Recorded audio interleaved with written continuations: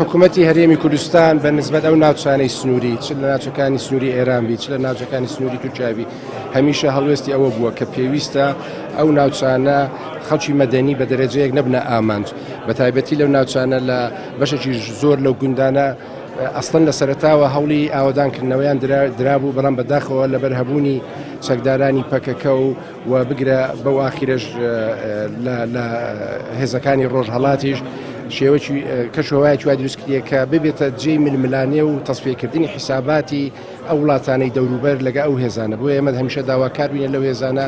کە وەزعی کوردستان بەرچاو بگرن و بە تایبەتی خەڵکی سڤیل نەبێتە ئامانج لە هەمان کاتیش نابێ ئەوە بیتە موبەڕیر لە بۆ ئەو وڵاتانە کە هەمیشە بەردەوامن لە بتۆپبارانکردن و یاخود دەستدرێژیکردنی سەرخاچی هەرێمی کوردستان. نەوتی کەرکووک لە مانجی یەک لە کۆنفرانسی دابۆس سەرۆکی ئەنجومەنی وەزیرانی هەرێم کە بەڕێز دکتۆر عەبادی لەوێ بینی و پێشنیارێکی پێشکەش کرد کە ئەو 250-300 هزار بەرمیلەی کە جاران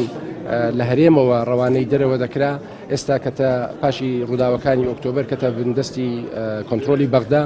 دەکرێت بەغدا خۆی بە ڕێگای سۆمۆ ئەو نەفتە هەناردەی تورکیا بکە و سۆمۆ خۆی سەرفشێکی لە فرۆشتن و ئەو داهاتەش بگەڕێتەوە خەزینەی عێراق کە سوودمەندبی لە بۆ هەموو عێراق و بە بۆڕی نەفتی هەرێمی کوردستاندا تێپەڕبی ئەو وەکو پێشنیارێک پێشکەش بە بەغدا کرا و لە سەرەتا پێشوازی لێکرا بەڵام تا ئێستاش وەکو پێشنیار مایتەوە بەغدا هیچ بڕیارێکی کۆتایی لەسەر نەدایە.